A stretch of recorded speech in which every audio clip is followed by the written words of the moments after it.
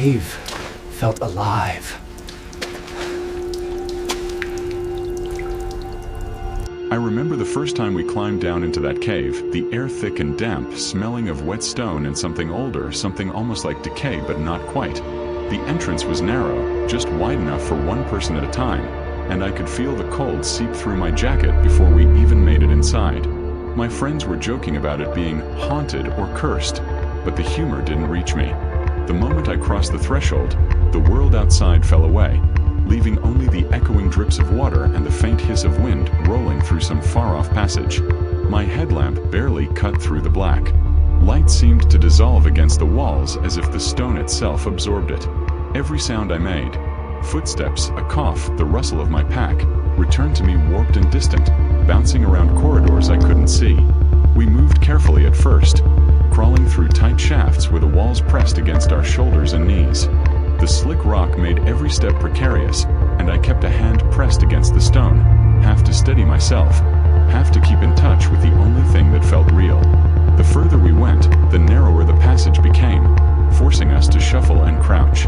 I could hear my breath, heavy and uneven, and the occasional squeak of rope or boot against wet stone. At one point, as I adjusted my headlamp, I thought I heard someone whisper my name. Just a soft syllable carried along the stone corridors, so faint that I almost doubted it was real.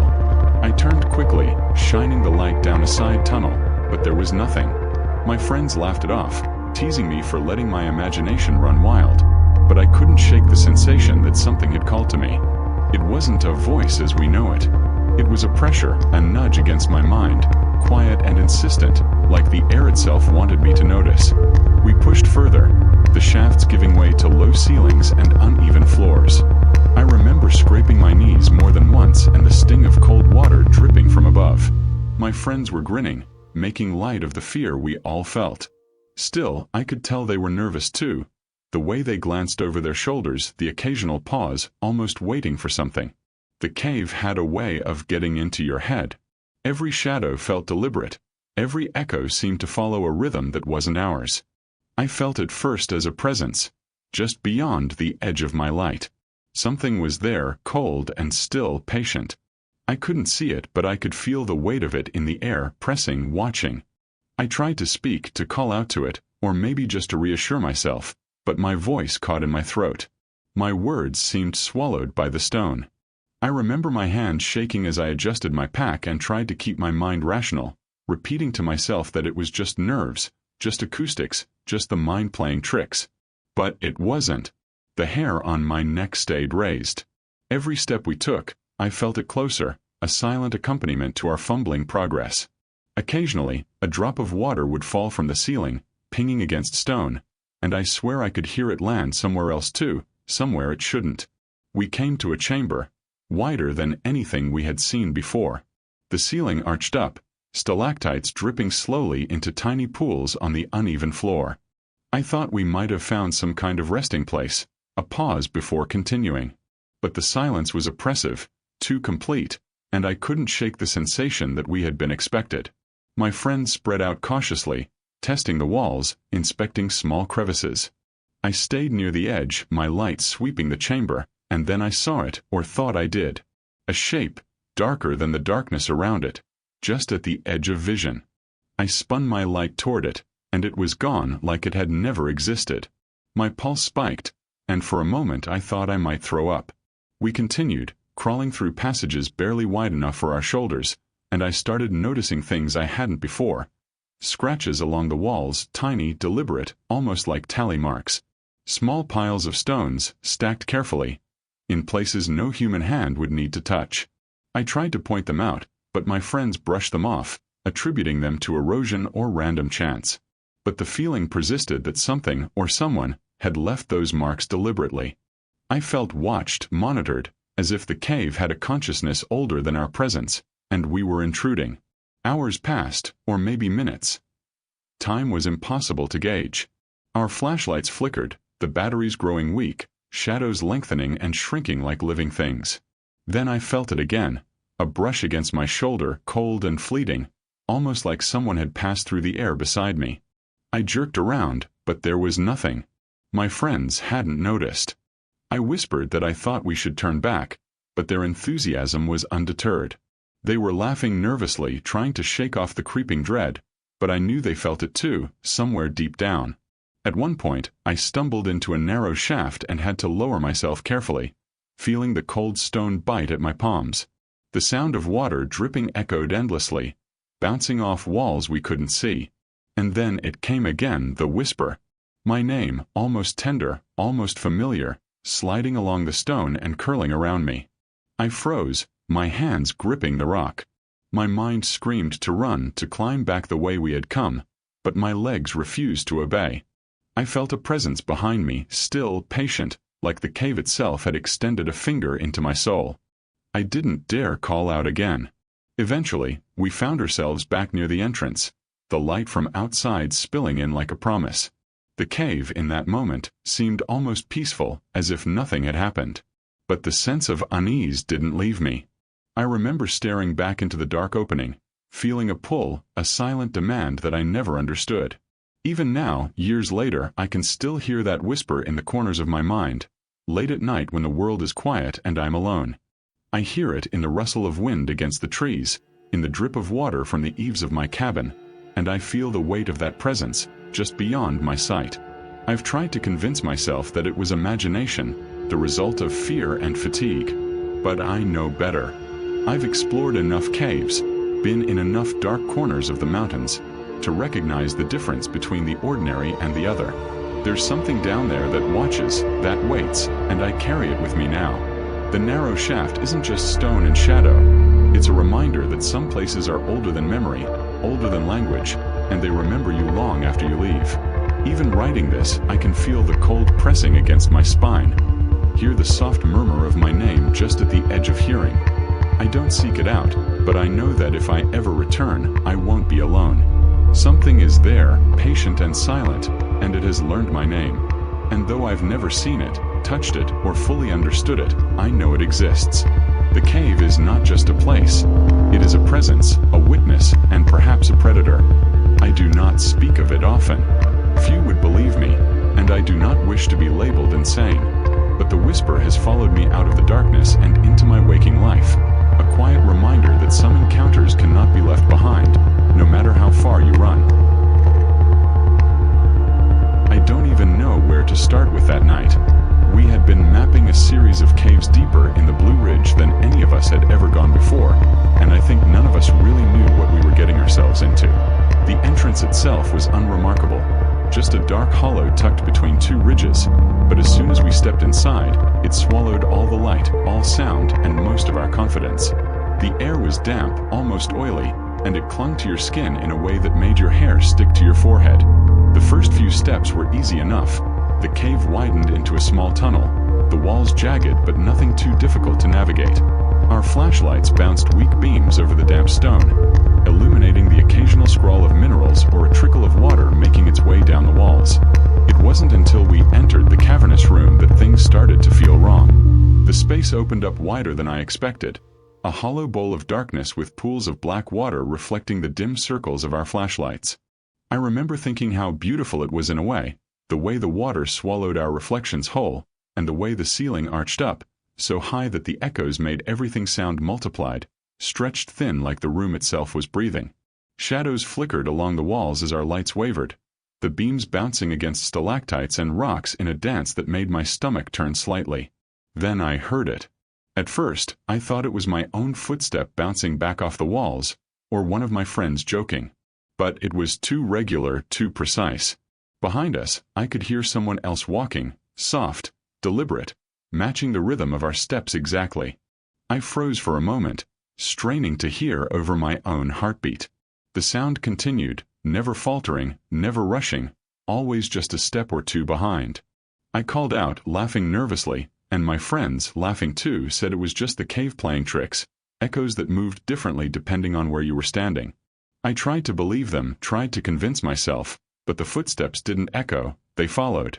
They fell in line perfectly with ours, sometimes faster, sometimes slower, but always close, always intentional.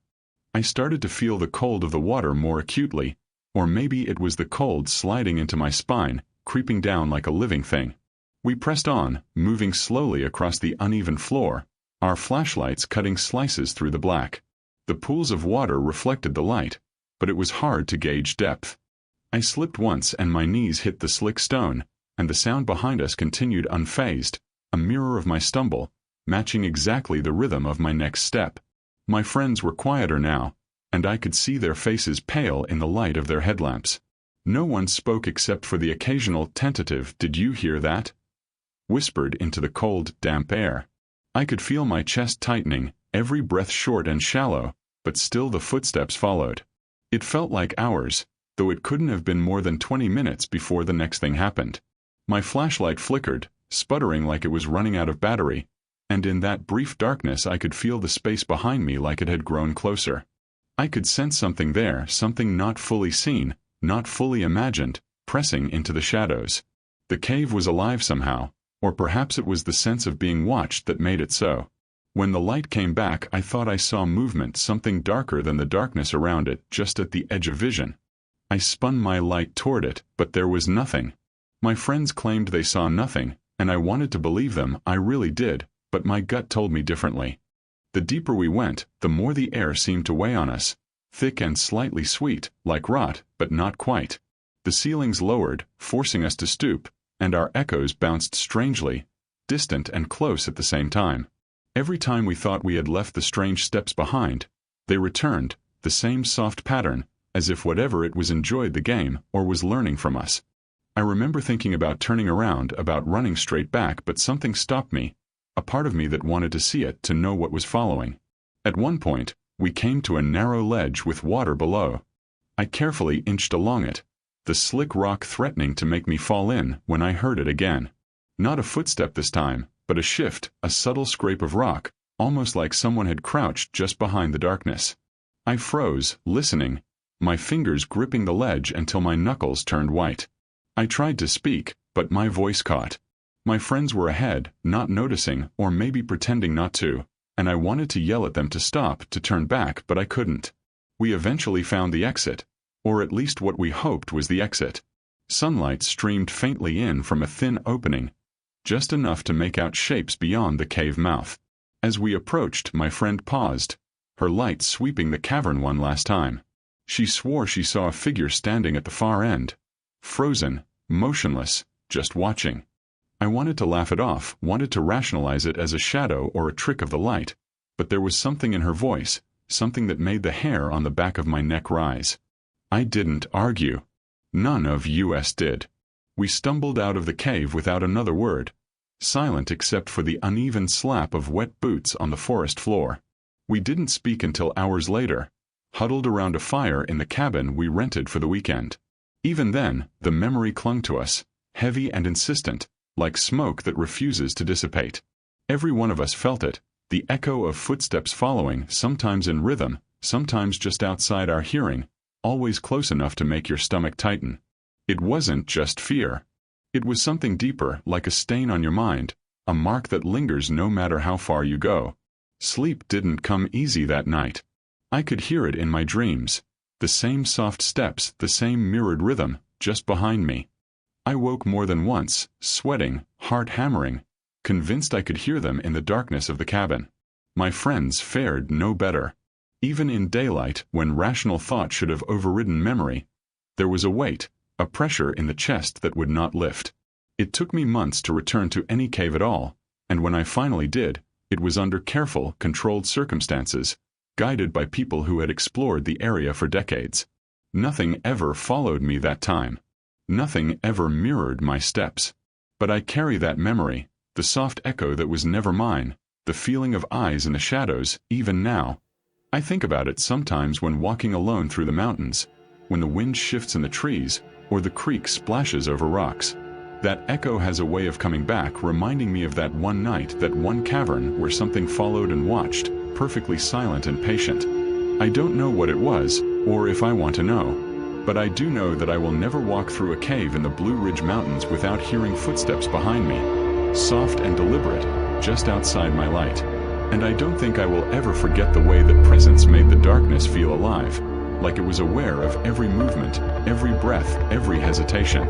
It's a memory that won't let go, and I think that's the thing about these mountains. The shadows, the echoes, they have a life of their own. They wait, they learn, and sometimes, just sometimes, they follow.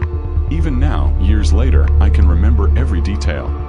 The slick water, the black pools, the ceiling so high it swallowed sound, and the rhythm of the footsteps that matched ours perfectly. I can feel it again, hear it just faintly in the quiet of night, and I know I am never truly alone in these mountains. That cave taught me that, and no matter how far I go, the echo will follow, a whisper of something older than memory itself. The wall seemed to close and the further we went, jagged and slick with moisture. I remember feeling claustrophobic, a pressure building in my chest that I couldn't shake. Shadows flickered in the beam of my flashlight, too deliberate, too quick to be random reflections. Sometimes I thought I saw them shift when I blinked, moving against the rhythm of my light, disappearing when I tried to focus. My friends joked at first, nervously, about cave ghosts and imaginary shadows, but I could see it in their eyes, the pale, tight-lipped tension that comes from sensing something just beyond the edge of understanding. We all felt it, though none of us wanted to admit it. I began noticing small things that shouldn't have been there. Scratches along the walls, faint and deliberate, almost like tally marks or attempts to spell something that had long since eroded. Tiny piles of stones, arranged in corners or along ledges where no human would have any reason to leave them, stacked as if someone, or something, had been marking territory. Every instinct in me told me to turn back, to leave the narrow passage behind and never return, but we pressed on, drawn deeper by some mixture of curiosity and stubbornness. I kept thinking about the old stories, the Appalachian legends of the people who disappeared into the mountains, and I could almost hear their voices carried faintly on the draft that moved through the tunnel, whispering just out of reach. I looked back at my friends a few times and felt a jolt of unease. Their faces had changed. Paler, tighter, eyes darting nervously to corners I couldn't see. Their jokes had dried up entirely, replaced by soft, cautious whispers and long pauses. One of them, Michael, kept brushing his hand against the wall as if he could somehow ground himself against the creeping darkness. I started to notice that the shadows weren't just shadows. They seemed to have movement, a subtle twitching, as if something unseen was tracking us. I caught glimpses out of the corner of my eye. Darker shapes shifting just beyond our lamps, gone the instant I looked directly. Time became a slippery thing. I couldn't tell if we had been in the tunnels for 30 minutes or 3 hours. The air was so heavy that it made my stomach churn, and every breath carried that damp, earthy smell, sharp and metallic beneath it, like iron and decay. My flashlight began to flicker, battery warning lights blinking red, and I felt the shadows grow bolder in the dim, intermittent light. I had a sense that whatever was with us didn't need light. It knew exactly where we were. At one point we came to a small chamber, a wider space that felt almost like a room. The ceiling was low, the walls slick with moisture, and the floor was uneven, scattered with broken rocks. I noticed immediately that the piles of stones were more deliberate here, arranged in rings and small stacks, like markers, like a silent warning. A chill ran down my spine. I whispered to the group that we should leave, but they shook their heads, whispering that it was just a formation, natural and harmless. I wasn't convinced. My instincts screamed that something unseen had been moving with us, waiting, observing, marking its territory with subtle signs that we couldn't ignore. We moved slowly, cautiously, our flashlights cutting narrow cones of light ahead, shadows flickering along the walls. I could hear my own heartbeat, and then I realized I could hear something else. Small shifts in the rock behind us, subtle movements, like someone adjusting their weight. My friends hadn't noticed, or if they had, they didn't react. I clenched my hands around my pack straps and pressed on, my stomach twisting, my mind screaming at me to turn back. There was a point where the passage narrowed almost to a crawl, forcing us to shuffle on hands and knees. The shadows were thicker here, pressing against the edges of my vision, and I could feel something brushing past me. Not physical, but a pressure, a sense that the air itself had weight. I whispered my concern to the group, and for a moment I thought I might have said it aloud too loudly. We froze. The air seemed to still, the faint drip of water ceasing in some impossible way, and then I heard it, a soft rustling just behind us, moving in a pattern that mirrored ours exactly. My throat tightened. I wanted to look, wanted to see what it was, but my hands were glued to the stone. Eventually, we emerged into another chamber.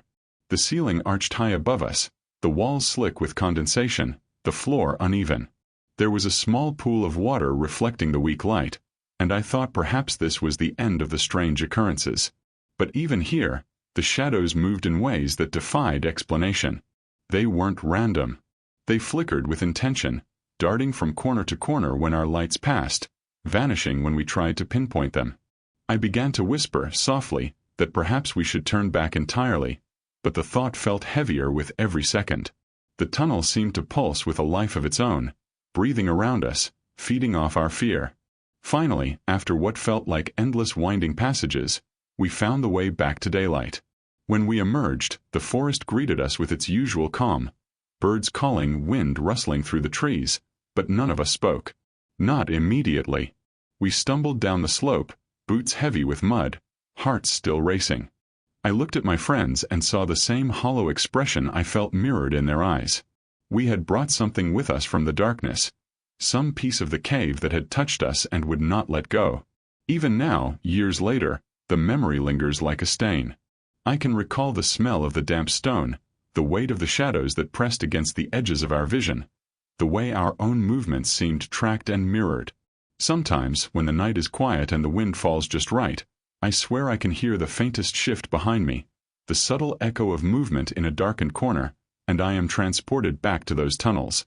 The piles of stones, the scratches in the walls, the pressure that pressed against my chest, they all remain in memory, and they haunt me more than I could have imagined at the time. I don't think we ever truly understood what we encountered. I can't say it was a person, a creature, or even a spirit. All I know is that the cave had presence, intelligence, awareness, and though we saw nothing concrete, we felt it following, marking, observing us in silence. Some nights I lie awake and replay that trip in my mind, tracing every turn, every flicker of shadow, every subtle movement I almost didn't notice. The sense of being watched never leaves entirely, and I sometimes imagine that if I were to return to that area, the shadows would be waiting, deliberate and patient, as though they had been expecting me all along. It's strange, the way the memory has lodged itself inside me. It isn't fear in the moment that lasts. It's the residue. The hollow, unsettled feeling of having walked somewhere you weren't meant to, of having sensed something beyond comprehension. I can see it in my friends' eyes too, though none of us speak about it often. When someone asks about the trip, we give vague smiles and talk about the physical challenges, the narrow passageways, the slick floors. But we all know there's something deeper, something we carry silently, a presence that lingers at the edge of thought. Sometimes I think about the cave when I'm alone in the mountains. When a shadow falls just right across a rock, when the wind shifts through the trees in a way that feels almost deliberate, I feel that same chill, that same presence just beyond reach. The tunnels didn't end when we left them. Part of them, some fragment of the darkness and intent we encountered, left with us. And I fear that it will never let us go, that the shadows we saw flickering along the walls that day were not confined to stone and earth, but are a part of us now, waiting patiently, always just beyond the light. We had been following a network of mapped caves that ran through the southern ridge, the kind of place where daylight never seems to reach even close to the end.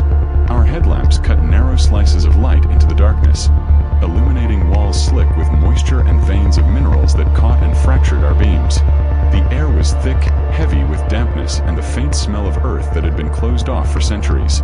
I remember feeling the cold immediately when we passed into the larger chamber, a cavern filled with jagged stalactites that hung from the ceiling like frozen daggers.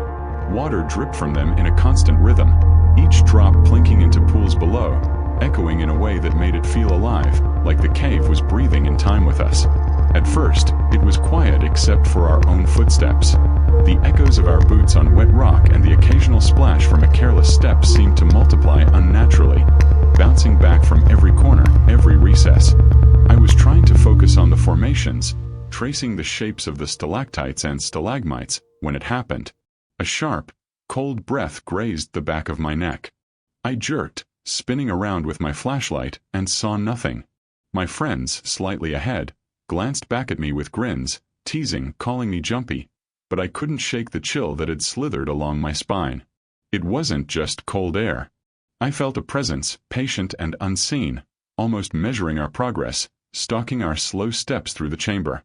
The deeper we ventured, the heavier the air became. Each step sounded louder than it should, and every splash of water reverberated like thunder. I began noticing tiny things, small details that didn't make sense, the faint scrape of stone that didn't match our own movements, shadows that seemed to twitch or flicker at the edges of the light. I whispered to the group, "Did you feel that?" But they shook their heads, attributing it to nerves or drafts. I wanted to believe them. I wanted to convince myself it was nothing, just the cave, just imagination. But the feeling persisted, a constant, prickling awareness that we were being watched, silently followed. At one point, we crossed a shallow pool that reflected our lights in fragmented patterns. The surface rippled unnaturally as if disturbed by something unseen beneath, and I stepped carefully, trying not to make the water move. That's when I saw it, or thought I did. Out of the corner of my eye, a shadow flickered against a wall where it shouldn't have been, darker than the darkness, moving deliberately. I swung the flashlight, heart pounding, but there was nothing there. Nothing that could be touched, nothing human or animal. My friends didn't see it, and I forced a laugh, trying to convince myself it was just fatigue, but the unease didn't leave. We continued slowly through the chamber, careful not to trip over protruding stalagmites. I could feel the presence more strongly now, just beyond the reach of our light, brushing against my mind as if curious. It wasn't immediate or violent, just patient, silent, and observant. My own breath sounded loud in the cold air, and every small echo, every trickle of water, seemed amplified, as if the cave itself had decided to watch us, to respond to our movement. My hands trembled slightly as I adjusted the strap of my pack. I remember thinking about turning back, feeling a sense of self-preservation tug at me. But the cave stretched before us like a puzzle we couldn't resist solving. We moved carefully, almost reverently, aware that we were intruding, stepping quietly so as not to disturb whatever watched. And then, just as the thought of retreat took hold, a faint whisper of movement slid through the chamber, like the lightest brush of cloth or hair, close enough to make my skin crawl. I froze, shining my beam around frantically. The shadows flickered, long and deliberate, curling along the walls and ceiling in a way that didn't match the light, didn't belong to us. My friends had no idea, still teasing, still joking lightly to hide their own nervousness. But I couldn't laugh. I couldn't shake the sense of eyes following me, or worse, something listening, patient, unmoving, as if the cave itself had come alive and was aware of every breath I took. The dripping water became a strange rhythm, almost like a heartbeat, and I realized that the silence around us was more oppressive than any noise could ever be. Every movement, every step felt measured, observed, and I felt my own confidence fray with each passing moment. We paused briefly at a narrow passage that led further down. I could feel the cold radiating off the walls, seeping into my clothes, into my bones, and I noticed how our shadows stretched unnaturally, merging with the darkness in ways that were unsettling, impossible to explain. My friends were adjusting ropes, discussing the safest way to proceed, but even as they worked, I could feel it, the presence, patient, almost expectant. I dared not speak for fear of drawing attention to myself, but the pressure in the air made my chest tighten. By the time we began climbing further into the stalactite hall, the fear had grown to something deeper, almost heavy enough to touch.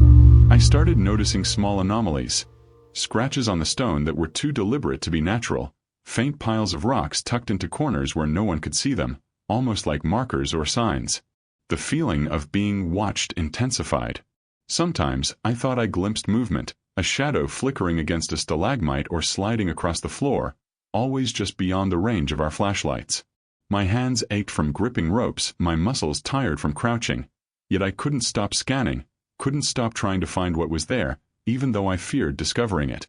Hours seemed to pass in silence, broken only by the constant plink of water and our careful breathing. The air felt alive in the strangest way, every inch of the cave pressing against our senses. At one point, I felt something brush past me, a coldness that moved with intention, circling behind my shoulders, and I spun quickly, shining my light. Nothing. And yet I felt it, a presence, patient, observing, just out of reach, as if it had been waiting for us all along. Eventually, we found ourselves retracing our steps, the way back toward the entrance. The fear was quieter now, but no less intense, a cold hum beneath the surface of thought. The cave had imprinted itself on us, a silent companion on the journey outward. Each step toward daylight felt surreal, like leaving another world behind, yet I could feel that it followed, in memory if not in flesh. When we finally emerged, the sun felt alien, warm, almost intrusive after hours in that oppressive, dripping silence. My friends laughed again, nervous relief spilling out, but I could only nod, my mind replaying every flicker of shadow, every brush of cold air, every whisper of presence that had marked our passage. That night, I dreamed of the stalactite hall. I could feel it again, hear the drip of water, feel the cold brush along my neck, see the shadows flickering at the edge of light. I woke gasping, my heart pounding, drenched in sweat, and it took hours to calm myself. Even in sleep, I had not escaped the cave. The memory had taken root, a living thing within me. Over time, the details became sharper. The rhythm of the drips, the subtle shift of shadows, the feeling of being measured and watched. I realized that some places, some moments, leave pieces of themselves with you. Even now, I can picture the stalactites, jagged and glistening, the dark pools of water reflecting my own image, twisted and uncertain. I remember the shadows, the patient presence, the cold brush of air that should not have been there. I can feel it if I close my eyes, a quiet weight pressing at the edges of perception. I've avoided that cave since, though the mountains call me still, and I sometimes imagine what might remain in that chamber, waiting for the next person bold or foolish enough to enter. The hall itself seems eternal, indifferent yet aware, and I know I carry its memory, a reminder that some darkness is not merely absence of light, but presence, patient, waiting. We had been following the narrow corridors deeper into the cave, our headlamps casting trembling beams across walls slick with moisture. The sound of dripping water was constant, a rhythm that seemed to pulse with the cave itself. Every step echoed strangely, the noise bouncing back in distorted, unpredictable ways, and I could feel my heartbeat in my ears. The group moved cautiously, our voices low, only enough to communicate directions or a warning of loose rocks. I remember the air growing colder the further we went, a damp chill that clung to skin and seeped into clothes. Eventually, we entered a small chamber where the ceiling lowered slightly, forcing us to stoop, and the walls curved inward. At the center was a shallow pool of water, its surface perfectly still, reflecting our flashlights like mirrors. At first, it seemed harmless, even beautiful, the way the dim light fractured across the surface and bounced off the walls. But then I noticed movement, subtle at first, almost imperceptible. Ripples ran across the pool, though we had done nothing to disturb it. I froze, flashlight beam locked on the water, heart hammering. The others paused too, whispers floating through the air as we tried to rationalize what we were seeing. Perhaps a draft? Perhaps some small animal beneath the surface? But the ripples persisted, spreading outward with a slow, deliberate rhythm. It didn't behave like water disturbed naturally. It had intention, timing, almost awareness. I couldn't take my eyes off it. My mind tried to conjure a simple explanation, but logic felt fragile, like it couldn't hold against the feeling creeping up my spine. And then I saw it in the reflection. Eyes. Wide, unblinking, staring straight at me from beneath the water's surface. They weren't human, at least not in any way I could rationally recognize, but they were intelligent, aware, and somehow focused entirely on me. I stumbled back a step, breath catching in my throat, and whispered for the others to see, but when they looked, there was nothing. The pool remained perfectly still, reflecting only our panicked expressions. We froze, a collective tension pressing down, silence heavier than anything outside the cave. My pulse raced, my hands shaking, and the hair on my neck stood on end. The eyes seemed to linger, or perhaps it was just the memory of them, imprinted on my mind, refusing to fade. I could feel the gaze across the water, and it was patient, intelligent, and cold. I wanted to leave, to step away, to run, but I couldn't move fast enough, as if the moment itself had a weight, keeping us rooted. The cave seemed to grow quieter, the dripping water slower, more deliberate, like it was in sync with the attention of whatever was beneath the surface. I finally forced myself to take a cautious step back, then another, until we were all at the edge of the pool, hesitant to turn away entirely. My friends tried to laugh, nervously, brushing off the fear, but the unease had already taken hold. The shadows in the chamber seemed to shift subtly, coalescing around the edges of our light. Every sound, even the softest scrape of a boot on stone, reverberated unnaturally. I couldn't tell if it was the cave amplifying our panic or something else listening. The eyes, in my memory at least, continued to stare from the depths, a silent accusation, a lingering presence that made the air thick. We moved slowly toward the exit, each step cautious, eyes darting to the pool as if to reassure ourselves that nothing had followed. My heart refused to slow, and every small reflection in the water, every shadow along the walls, seemed to suggest movement just beyond the light. At one point, I swore I saw the surface ripple again, though no one had touched it, and a cold shiver ran down my spine. My friends glanced at me, concern flickering in their expressions, but no one said anything. The tension was heavy, palpable, binding us together in a silent understanding that something had been in the pool, watching, waiting. The way back felt interminable. Every corridor seemed longer, the stones slicker, the echoes distorted. The cave itself seemed aware of our haste, stretching shadows, redirecting light, pressing the memory of those eyes into our minds. I could feel it in the back of my skull, a lingering pressure, like the sensation of being watched never fully leaves. When we finally emerged into daylight, the relief was immediate, but hollow. My friends laughed nervously, brushing off the encounter with weak jokes, but I could still feel the presence, a lingering awareness that had traveled with us, imprinted onto the memory of our descent. Even hours later, in the safety of the cabin where we stayed, the image returned. I could see the water still and reflective, and those eyes staring, patient, unblinking. I could feel their gaze pressing into me, a weight that did not dissipate with distance. Sleep was shallow, haunted by dreams of the pool, of shadows coalescing along its edges, of the air itself seeming to pulse with quiet, deliberate attention. Every so often, even now, I feel the sensation, subtle at first, of being watched when I am alone, a reminder that some presences linger far longer than they should, hidden in reflections or the edges of sight, patient and silent. The pool, shallow and unassuming as it was, became a landmark in my memory, not for its size or depth, but for the sense of awareness it contained.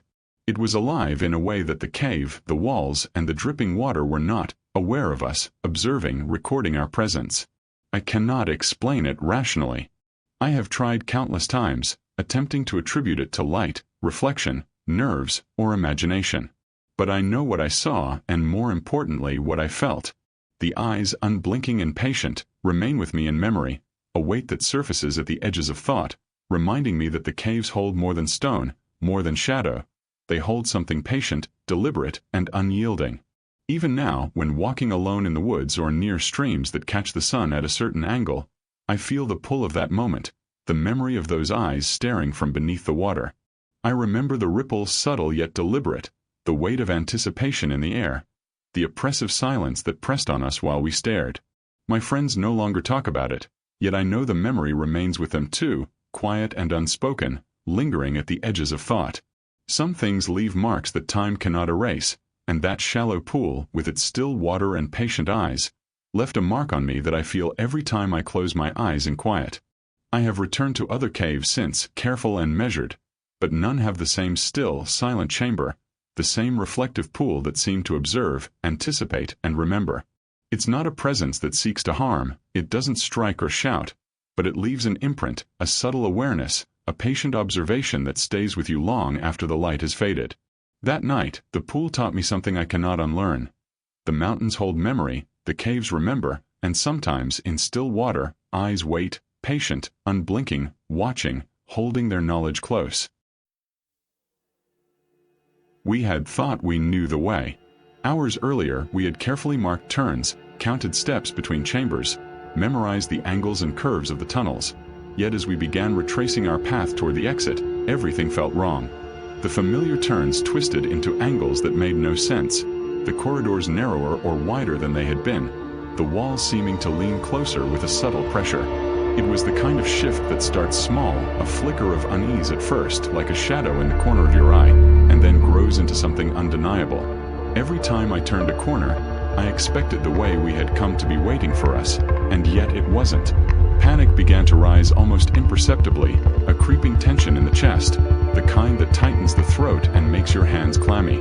My friends whispered to one another, voices low, almost afraid to break the silence, but I could feel their fear mirroring mine. I tried to remember the path, tried to count steps in my mind, but the numbers didn't match. Each corridor led somewhere unfamiliar, yet still somehow connected, like the cave itself was stretching, reshaping, rearranging itself just beyond the reach of our memory. The air seemed heavier, colder, carrying the faint metallic scent of damp stone mixed with something older, something ancient, and almost sentient. As we pressed forward, the oppressive quiet of the cave became punctuated by soft whispers, almost like voices carried on the draft, fleeting and impossible to catch fully. Sometimes it sounded like our own names, drawn out and whispered with care, faint enough that I could convince myself it was imagination. Other times it was the scrape of stone, subtle, deliberate, like fingernails or claws tracing along walls just beyond our sight. Each sound made my heart pound faster. I wanted to stop to take a moment to breathe, but the corridors seemed to close in, pressing me forward against instinct, a quiet, undeniable insistence from the cave itself. We came to a familiar chamber, or so I thought. Stalactites hung from the ceiling in the same formation I remembered, but the shadows were wrong, stretching at impossible angles, and the pools of water reflected light oddly, making the room feel deeper than it should have been. I glanced at my friends, their faces pale and tight, lips pressed together, eyes darting nervously to corners I hadn't even noticed before. None of us spoke. The weight of unspoken realization pressed on us. The cave had changed, or perhaps it had never been what we thought. I could feel the air shift subtly, almost with awareness, the movement of unseen currents brushing against our skin, guiding us, watching us. Hours seemed to stretch unnaturally. Each passage we entered led to another we didn't recognize, even if it mirrored one we had walked before. Steps echoed back differently, a distorted, mocking rhythm, and I became acutely aware of every scrape of rock beneath our boots, every drip of water from the ceiling. The cave was alive in a sense that went beyond natural formation. It wasn't moving in a way that could be measured with instruments, but in every subtle pressure, every shift in sound, every narrowing of the walls, it was reshaping itself, or perhaps revealing itself as something entirely beyond our understanding. I began noticing strange patterns along the walls, faint scratches, small piles of rock, almost like markers, but placed with a care that suggested intelligence. I dared not ask aloud what they meant, for fear that speaking might draw attention, and yet I couldn't stop noticing them. Every instinct told me to retreat, yet I felt bound to continue, to see if we could find some exit, some proof that the world above still existed. The whispers continued, faint but persistent, rising and falling in volume, sometimes echoing a step we hadn't taken, sometimes seeming to anticipate the next move we would make. At one point, we came to a chamber that should have been familiar. In daylight, I could have described it perfectly from memory, but here it seemed alien. The walls were damp, slick, but not in the same places, the floor uneven in ways I didn't remember, the shadows twisting as if aware of our presence. I caught movement out of the corner of my eye, something slipping just beyond the edge of our light, subtle, deliberate. I spun my flashlight around, heart hammering, but saw nothing tangible. My friends froze as well, and I could feel the fear settling deep in our chests, a quiet, relentless pressure. Time became impossible to measure. Minutes stretched into hours, or perhaps we were there for only moments, and the cave made it feel longer. Each step carried more weight, more tension, as if the walls themselves were pressing in, and the whispers never ceased. My mind, exhausted, began to wonder if we had ever truly understood the cave at all, or if it had been observing us from the start, patient and unyielding, waiting for us to realize how fragile our understanding truly was. Every passage we turned seemed to fold in on itself. Every exit we expected was gone, swallowed into the formation, replaced by something subtly altered. Finally, just when despair threatened to take hold, we found a narrow crevice, almost hidden behind a jutting rock. It hadn't been there before, or at least we hadn't noticed it, but it offered the faintest glimmer of light beyond. We crawled through, bodies scraping against stone, lungs burning from exertion and panic. The crevice led to the surface, and we stumbled out into fresh air, gasping, drenched in sweat and coated in mud and dust. The forest greeted us with calm, birds calling, wind rustling through the trees, Yet none of us felt relief. We had escaped the cave, but the cave had left its mark, a quiet, insistent knowledge lodged deep in our minds. Even after days, weeks, months, I cannot stop thinking about it. The cave had been alive in some sense we could not understand, a silent observer, patient and deliberate, reshaping itself when we were not looking, bending reality just enough to unnerve us, to impress upon us that our perception was fragile. I replay the twists and turns in my mind, the whispers, the subtle movements at the edge of our sight, and I can feel the walls pressing in again, even now, far from that place. I have returned to other caves since, always cautious, always measured, but none have carried the same weight, the same patient, deliberate awareness. That one remains unique in memory, a reminder that even in familiar terrain, the world can shift beneath your feet, that what we think we know can be altered by forces subtle and patient, watching from the dark. I sometimes wonder if the cave waits still for the next person to enter, to follow its winding corridors, to realize that the exit may never be where it appears. And I cannot help but shiver at the thought, recalling the whispers, the scraping sounds, the subtle reshaping of familiar stone that left us lost, terrified, and finally, changed. Even now, years later, when I think about that experience, I can feel it, the cave's silent awareness, pressing at the edges of thought, a weight that does not fade. The memory is more than recollection. It is presence, lingering and patient, a reminder that some places are alive in ways that cannot be measured, and that even when we leave, they remember us.